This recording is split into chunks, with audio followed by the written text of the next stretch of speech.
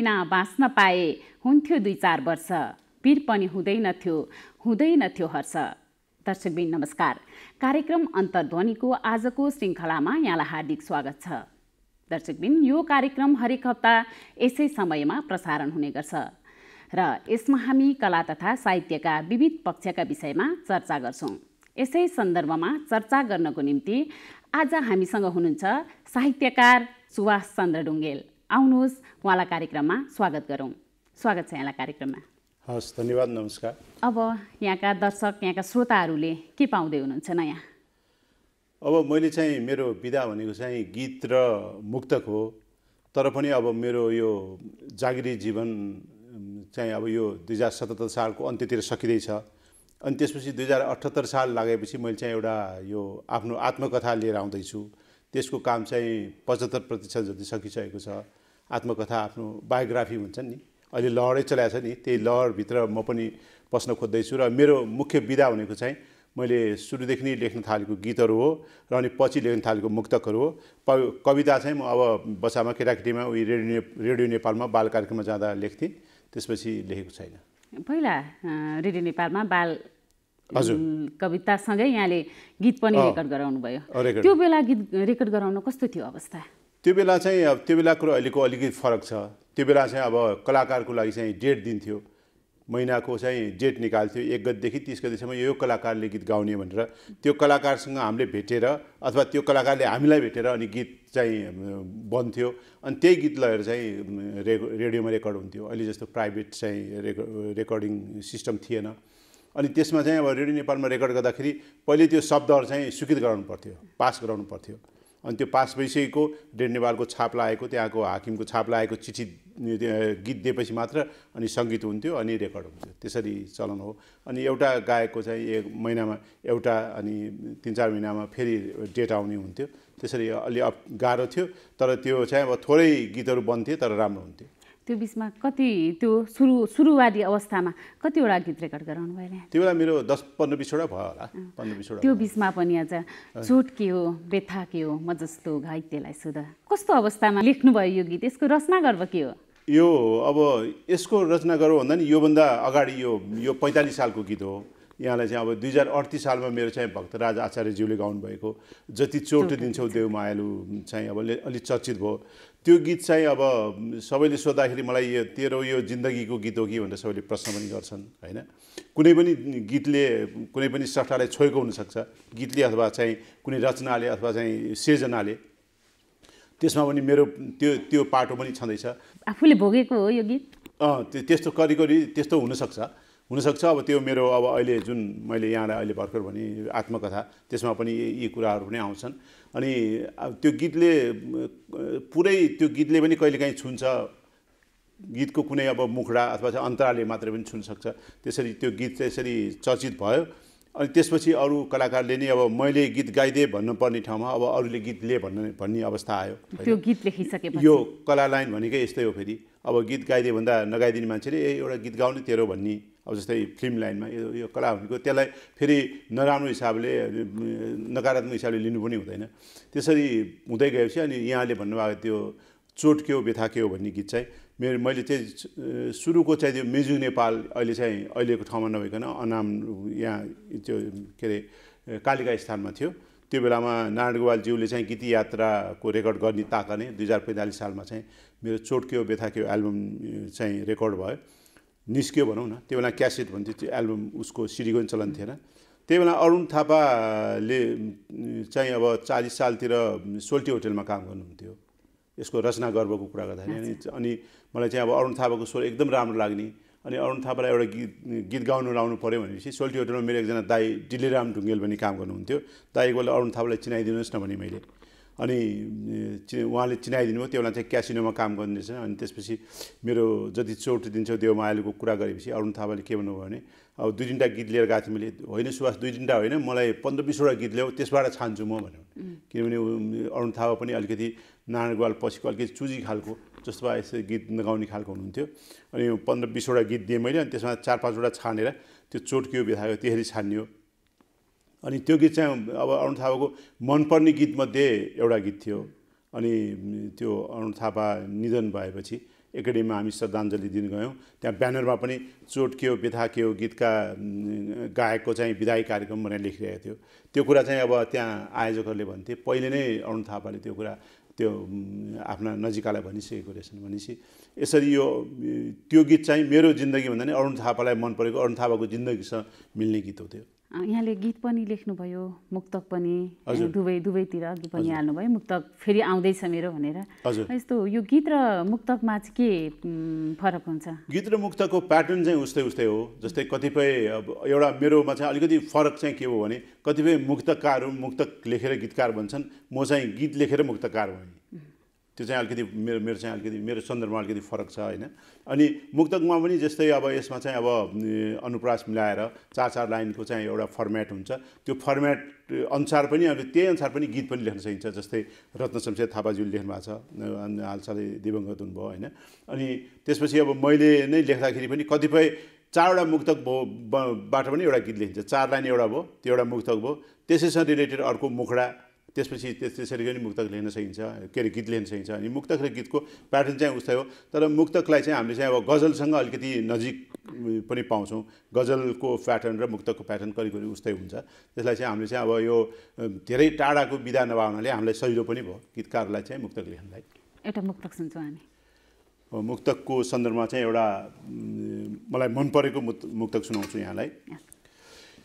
भुइँचालो हल्ला गर्दै सहर पस्यो र श्मशान भएर निस्क्यो। भुइँचालो हल्ला गर्दै सहर पस्यो र श्मशान भएर निस्क्यो।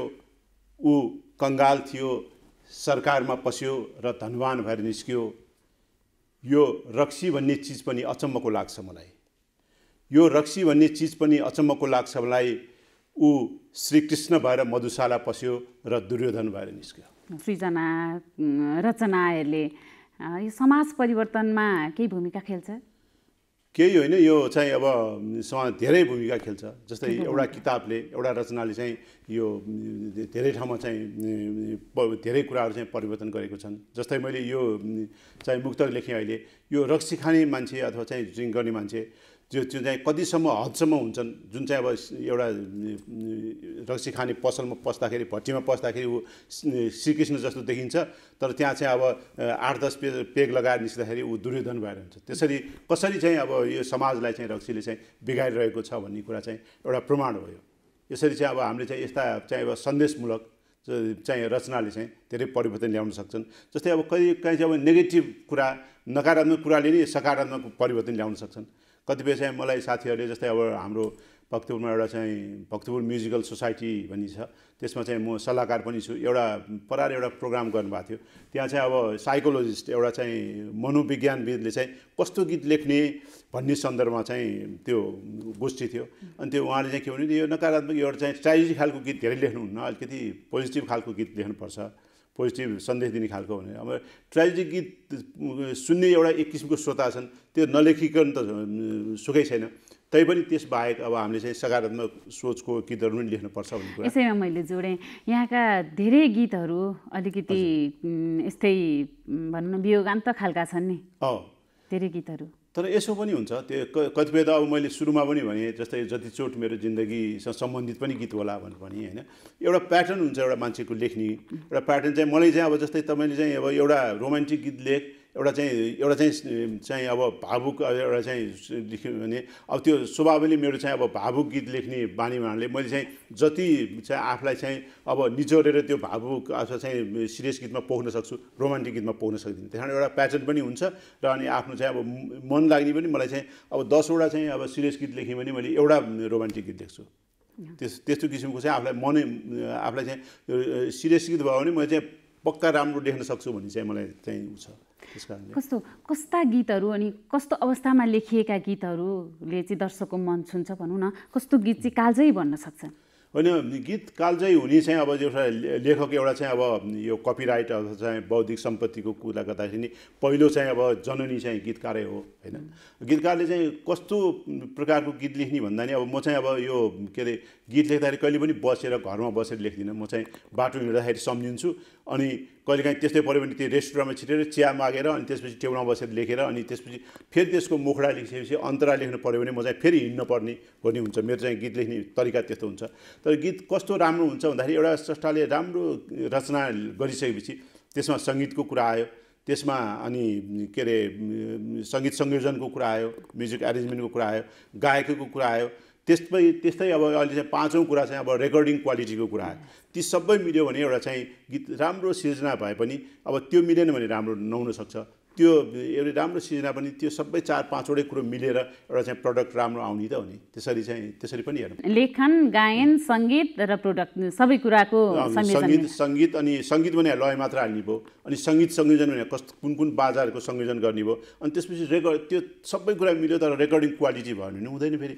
त्यस कारणले रेकर्डिङ क्वालिटी अनि त्यसपछि म अर्को कुरा भिजुअल पनि आइसक्यो। हजुर, भिजुअल पनि अनि मिडियाको पनि कुरा भयो, किनभने एउटा राम्रो गीत बनाएको हुन्छ त्यो चाहिँ अब न एफएममा बज्छ न कुनै टेलिभिजनमा बज्छ भनेपछि त्यो त चाहिँ त्यत्तिकै मरेर जान्छ। अब अहिले फेरि त्यो एफएम र टेलिभिजनलाई नि काउन्टर दिन अर्को त आइसक्यो, युट्युब आइसक्यो। अब त एउटा चाहिँ सबै कुराको चाहिँ एउटा चाहिँ पानीले एउटा चाहिँ जमेपछि एउटा निकास खोज्छ भने जस्तै अब टेलिभिजन एफएमको चाहिँ निकास चाहिँ युट्युबले लिइसक्यो। त्यस कारणले यसरी चाहिँ अगाडि बढ्नुपर्छ। हामी फेरि यो गीतको कुरामा फेरि आउँछौँ होइन। फेरि यहाँको एउटा मुक्तक सुन्छौँ। कष्ट उस्तै 3 तहका सरकार छन् अचेल।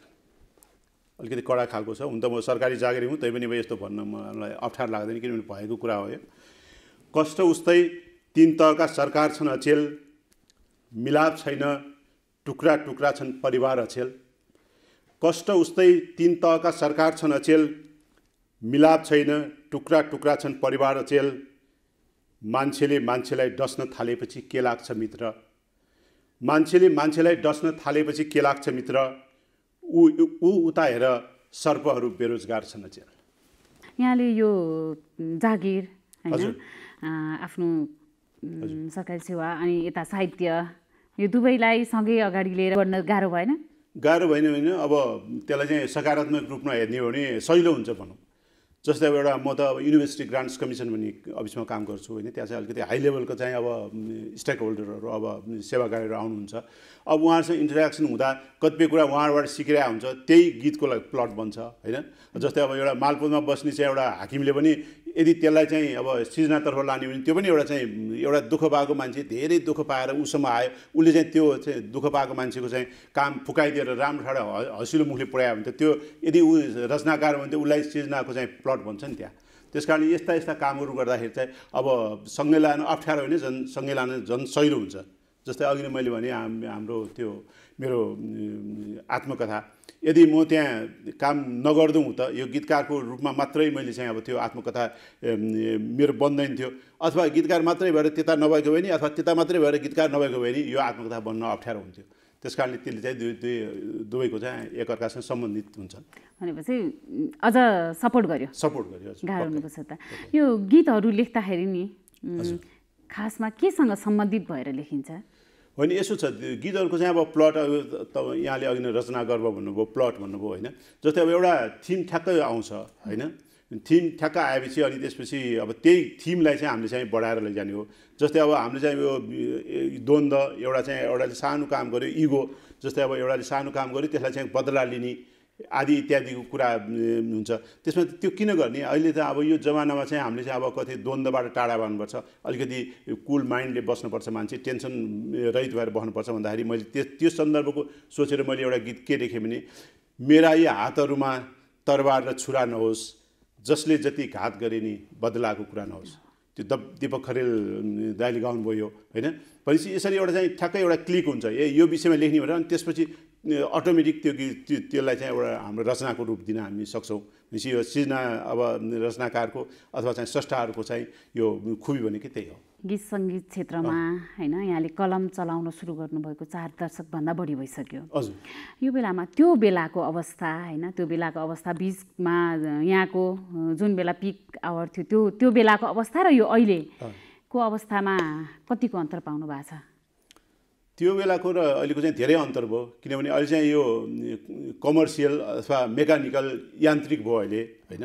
जस्तै एउटा गीतै रेकर्ड गर्दाखेरि अब त्यो बेला चाहिँ अब एउटा गीत रेकर्ड गर्दाखेरि 5 दिन 7 दिनसम्म सङ्गीतकार र गायक बसेर रचनाकार नि सँगै बसेर रचनाकार चाहिँ यो थिममा यो चाहिँ मर्म बोकेर यो गीत लेखिएको भनेर भनेपछि अनि सङ्गीतकारले त्यसरी लय हाल्ने अनि गायकले त्यसै गरी 5-7 दिन लगाएर गाउने चलन थियो भने अहिले मेकानिकल भयो भन्न खोजेको के भने एउटा लय बन्या हुन्छ त्यो रचनाकार सङ्गीतकार र गायकको चाहिँ भेटै नभए हुन्छ अनि त्यो उसलाई चाहिँ अब इमेलबाट अथवा चाहिँ उसको कुनै सोसियल मिडियाबाट उसको घरमा चाहिँ त्यो गीत पठाइन्छ डमी पठाइन्छ अनि उसले घरमा आएर रेकर्ड गर्छ उसले आफ्नो चाहिँ अब पारिश्रमिक दिन्छ जान्छ त्यसरी चाहिँ गीत चाहिँ अब त्यो त्यस्ता गीतहरू चाहिँ हाम्रो शरीरभित्र आत्मासम्म नपुगिकन बाहिरबाट चाहिँ जाने कारण थियो हिट त हुँला अब हिट हुनु भने एउटा कुरा हो र गीत राम्रो गीत बन्नु भने अर्को कुरा हो त्यस कारणले त्यो बेला र अहिले चाहिँ त्यो बेला तपस्या थियो साधना थियो अहिले चाहिँ तपस्या र साधना अलिक कम भएको कि जस्तो लाग्छ त्यसैमा फेरि जोड्छु म त्यो अहिले पनि फेरि त्यो तपस्या नगर्ने त्यस्तो किसिमको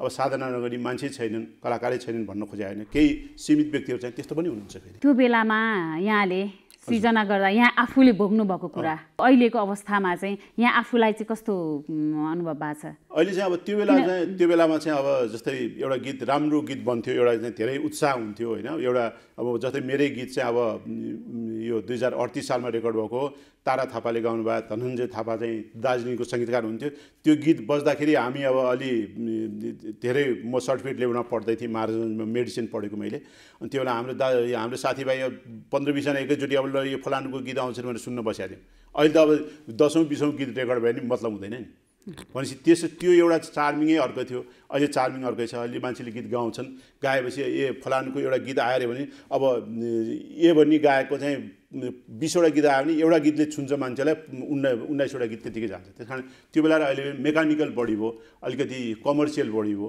मान्छेले पैसा आयो भने जस्तो पनि गीत गाउने पैसा आयो भने जस्तो पनि गीत लेख्ने त्यस्तो किसिमको आएर त्यो चाहिँ फरक हो कि जस्तो लाग्छ मलाई मन बिना बाँच्न पाए हुन्थ्यो 2-4 वर्ष पीर पनि हुँदैनथ्यो हर्ष यसको रचना गर्व भनिदिनु न कस्तो यो त ठ्याक्कै सबैलाई मिल्ने क्या एकदम त्यो यो मन बिना चाहिँ बाँच्न पाए होइन अब यसमा चाहिँ यो मेरो चाहिँ अब 2063 सालमा एउटा भाँचिएको मन भन्ने गीतको किताब निस्केको थियो त्यो किताबको एउटा सङ्ग्रहभित्रको हो यो मलाई मन परेका मेरो आफ्नो 200-400 जति गीत लेख्यो त्योमध्ये मन परेको गीतमध्ये पर्छ यो मन बिना बाँच्न पाए हुन्थ्यो 2-4 वर्ष पीर पनि हुँदैनथ्यो हर्ष भनेपछि यसमा यो हामीलाई जे गरिरहेछ मनैले गरिरहेछ मनले यो भएन भन्छ मनैले भन्छ यो पीडा भयो भन्छ मनैले भन्छ त्यहाँ त्यो मान्छे चाहिँ एउटा सबै छटपटी अभाव र अनि कुण्ठा अथवा चाहिँ पीडाहरूले अक्रान्त भएपछि मन गरौँ भएपछि अब काँधको भारी भन्दा मनको भारी गरौँ हुन्छ भन्छ नि मन अति भारी भएपछि यो मनलाई कतै बिसाउन पाएर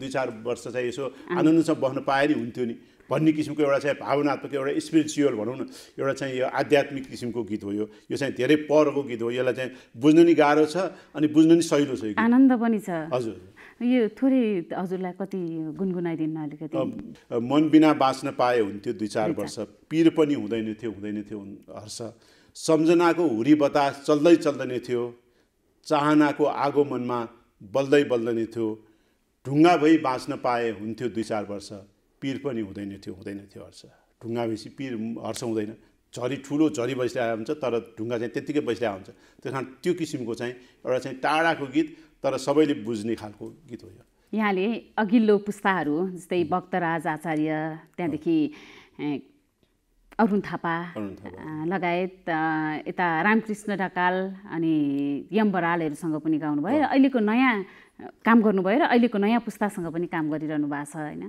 यहाँको थोरै अनुभव भनिदिन्न पहिलाको पुस्तामा चाहिँ एउटा चाहिँ साधना तपस्या थियो होइन त्यसपछिको पुस्तामा त्यो साधना र तपस्या अलिक कम भयो अहिलेको पुस्तामा झनै कम भएको छ अहिलेको पुस्तामा एउटा के छ भने आज गीत गाए भोलि नै हिट हुनुपर्ने किसिमको भोलि नै चर्चित हुनुपर्ने किसिमको त्यस्तो किसिमको गीत छान्छन् अहिले त्यसलाई चाहिँ दिगो हुने खालको जस्तै अब कुनै गीत चाहिँ अब मेरो 38 सालमा रचना गरेको गीत अहिले तपाईँले सम्झिरहनु भएको छ भने अब त्यस्तो गीतहरू चाहिँ अहिले बनोस् त्यस्तो गीतको गाउँ भन्ने चाहिँ छैन एउटा चाहिँ मास एउटा पब्लिकलाई चाहिँ ठ्याक्क एट्र्याक्सन गरिहाल्ने अनि त्यो एक सिजन आउने अनि फेरि हराउने खालको त्यस्तो गीतमा चाहिँ एट्र्याक्सन छ अहिले त्यस कारणले अब यो चाहिँ अब साधना चाहिँ अलिक कम हुँदै गएको छ र अहिले नयाँ पुस्तामा नि फेरि कैयन नयाँ पुस्ताका गायिका पनि एकदम राम्रो हुनुहुन्छ एकदम चाहिँ यो साधना गरिने यो सबै नराम्रो भन्दाखेरि त्यहाँ उहाँहरूलाई चाहिँ अन्याय हुन्छ फेरि कतिपय चाहिँ अब जस्तै अब हाम्रो कतिपय त इन्डियाको चाहिँ सारेगाउँमा गएर पनि नाम कमाएर आउनुभयो केटाकेटीहरू हुनुहुन्छ होइन। अनि मैले पनि एउटा चाहिँ अदिसी कसवाल पनि भाइको चाहिँ एउटा एल्बम गरेँ मैले, यो छोरी अन्माउँदा भन्ने गीत सहितको होइन। त्यस कारणले अब यो नयाँ नयाँ पुस्ता पनि राम्रो राम्रो छन्, तिनीहरूलाई चाहिँ अलिकति राम्रोको नराम्रोको कसलाई चाहिँ अब कस्तो किसिमको चाहिँ ट्रेनिङ चाहिन्छ त्यो छुट्याइदिने, पहिल्याइदिने उनीहरूको अभिभावक उनीहरूको चाहिँ नजिककाल त्यो गरिदियो भने एकदम राम्रो हुन्छ। म त अब एउटा ठुलो भक्तराज आचार्यज्यूलाईदेखि लिएर एउटा नयाँ कलाकारले गीतमा पनि त्यति नै डराउँछु, किनभने अब हामीले चाहिँ अब एउटा गीत दिँदाखेरि त्यो हल्का फुल्का तरिकाले एउटा नयाँ कलाकार मैले नामै नसुने व्यक्तिले माग्यो भने म चाहिँ एउटा चाहिँ इस्टाब्लिस किसिमको अब माने नमाने पनि एउटा गीतकारको रूपमा चाहिँ एउटा नाम कमाइसकेको मान्छेले एउटा भर्खरको चाहिँ कलाकारलाई गीत दिँदाखेरि यदि उसले कस्तो गीत यस्तो सिनियर मान्छेले यस्तो गीत दियो भने त फेरि आफू चाहिँ अब अप्ठ्यारोमा परिन्छ नि। त्यस कारणले अब एउटा ठुलो कलाकार होस् एउटा सानो कलाकार होस् जसलाई पनि गीत दिँदा अथवा कुनै रचना दिँदाखेरि हामीले चाहिँ एकदम सिरियस हुनैपर्छ। एउटा चाहिँ अब नयाँ कार्यक्रम भनेर खास दिएर चाहिँ त्यो त्यस्तो राम्रो हुन्छ जस्तो लाग्दैन मलाई। म चाहिँ जहिले पनि सिरियस नै हुन्छु। यहाँको मैले अगाडिको कुरा गर्न चाहेँ थोरै, यहाँको विदेशी गायिकाले पनि गीत गाउनु भएको छैन? मेरो चाहिँ अब संजोग कस्तो पऱ्यो नि, पहिलो गीतै विदेशी गायिकाले गाएको पऱ्यो। म चाहिँ अब पहिला धेरै रेडियो सुन्थेँ होइन, बच्चाका एसएलसी पास हुनुभन्दा अगाडिदेखि नै। अनि त्यहाँ चाहिँ एउटा श्रीलङ्का ब्रोडकास्टिङ कर्पोरेसनबाट हाम्रो भिच्छु मैत्री भन्ने हुनुहुन्थ्यो, उहाँले चाहिँ एउटा नेपाली कार्यक्रम चलाउनुहुन्थ्यो, श्रीलङ्काबाट ब्रोडकास्ट हुन्थ्यो त्यो। अनि त्यो कार्यक्रम सुन्ने क्रममा चाहिँ त्यहाँ सुजाता भन्ने गायिका रहेछन्, एउटा श्रीलङ्काकी गायिका होइन। अनि उनले चाहिँ अब एउटा नेपाली गीत गाउनु खोजेकी रहेछन्। अनि भिच्छु मैत्रीलाई भनेपछि उहाँले एनाउन्स गर्नुभयो त्यो प्रोग्रामबाट, र नेपाली गीत लेख्नेहरूले चाहिँ पठाउनु होला, सुजाता भन्नेले गाउँदै हुनुहुन्छ, यहाँ श्रीलङ्काको गायिकाले नेपाली गीत गाउने इन्ट्रेस्ट गर्नुभएको छ भने त्यो सुजाता भन्ने गायिकाले चाहिँ वीरेन्द्र सरकार ऐश्वर्य सरकारहरू चाहिँ त्यहाँ श्रीलङ्कामा जाँदाखेरि स्वागत गीतहरू नेपालीमा गाएर त्यसरी गरिरहेछन्। अनि मैले पनि पठाएँ, अनि त्यो सेलेक्ट भएर मेरो चाहिँ 35 सालमा एसएलसी पास हुने बित्तिकै अनि त्यहाँ श्रीलङ्कामा त्यो गीत रेकर्ड भयो। अनि त्यही प्रोग्राममा बज्यो। अनि त्यो भिच्छु मैत्री भन्ने उहाँले चाहिँ रेडियो नेपालमा ल्याएर दिनुभयो। तर फेरि रेडियो नेपालमा चाहिँ त्यही त हो नि, त्यहाँ चाहिँ अब के पोलिटिक्स हो नि, अनि त्यो गीतै हराइदिएपछि मैले अहिलेसम्म अहिले छैन। अनि त्यो गायिकालाई नि मैले खोजिरहेको छु, चाहिँ सम्पर्क गर्न पाइरहेको छैन, किनभने त्यो मेरो पहिलो गीत भएको हुनाले मैले चाहिँ जसरी पनि पाउने प्रयास चाहिँ गरिरहेको छु, अहिलेसम्म पाएको छैन।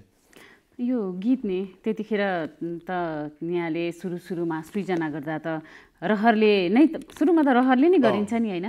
यो सृजना गर्ने रहर हो कि रहर र बाध्यताको मिश्रण जस्तो लाग्छ मलाई। एउटा चाहिँ आत्मसन्तुष्टिको लागि हो। जस्तै अब हामीले चाहिँ केही लेख्छौँ भने केही गर्छौँ भने त्यसले चाहिँ अब पछिसम्म बचाइराख्छ भन्ने एउटा चाहिँ भनाइ छ नि त। जस्तै एउटा स्रष्टा चाहिँ बितेपछि नि त्यो सिर्जना त रहिरहन्छ। त्यहाँबाट एउटा आत्मसन्तुष्टि तैँले यस्तो लेखिसके, अब कुनै एउटा कथाकारले एउटा राम्रो कथा कान्तिपुरमा तेरो चाहिँ अब यस्तो राम्रो कथा पढाएको थियो भने एउटा यहाँले नै भन्नुभयो मन बिनाको कुरा गर्नुभयो होइन, यसरी राम्रो गीत लाग्यो भने त्यस्तै आत्मसन्तुष्टिको लागि लेख्ने हो। म चाहिँ अब कमर्सियल हिसाबले चाहिँ कमर्सियल गीतकार होइन म, कुनै पनि अब फिल्ममा यताउतामा त्यो पैसा लिएर गीत लेख्दिनँ अब दिन्न पनि।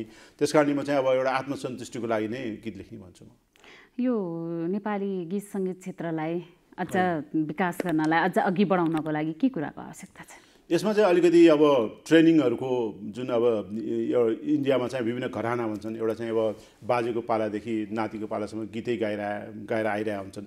त्यस्तो ट्रेन हाम्रो नेपालमा धेरै बसिरहेको छैन। जस्तै दीपक जङ्गम दाइका छोराहरू यताउता अहिले गायकीमा आइरहेछन् होइन, त्यो भक्तराज दाइको छोराहरू त्यसरी आइरहेछन्। अनि त्यसरी आउने क्रममा चाहिँ अब कतिपय कुरामा चाहिँ आउन इच्छुक व्यक्तिहरूलाई पनि एउटा ट्रेनिङको कसरी आउने, गीत कसरी लेख्ने अथवा चाहिँ सङ्गीत कसरी सिक्ने, यहाँ चाहिँ अब बजारमा चाहिँ धेरै ट्रेनिङ सेन्टरहरू छन्। तर राम्रो ट्रेनिङ सेन्टर कुन हो, यसरी चाहिँ एउटा चाहिँ अब अलिकति सरकारी स्तरबाट नै कलेजहरू पनि खुल्या छन्, त्यो कलेजसम्म पुग्ने पहुँच नहुन सक्छ। त्यस कारण यसलाई चाहिँ एकमुष्ट एक ठाउँमा राखेर सबैलाई चाहिँ त्यो चाहिँ अब वातावरण सिर्जना गरिदिनुपर्छ र अनि नयाँ नयाँ चाहिँ अब कलाकारहरू चाहिँ उत्पादन गर्नुपर्छ जस्तो लाग्छ मलाई। हस् त, कार्यक्रममा आइदिनु भयो, यहाँको अमूल्य समयको लागि यहाँलाई धेरै धेरै धन्यवाद। हस्, धेरै धेरै धन्यवाद यहाँलाई पनि मेरो कुराहरू राख्ने मौका दिनुभएकोमा धन्यवाद। नमस्कार। दर्शकबिन, उहाँ हुनुहुन्थ्यो साहित्यकार सुभाष चन्द्र ढुङ्गेल। आगामी हप्ता यस्तै साहित्यकारहरूसँगको कुराकानी लिएर उपस्थित हुनेछौँ। तबसम्मको लागि बिदा दिनुहोस्। नमस्कार।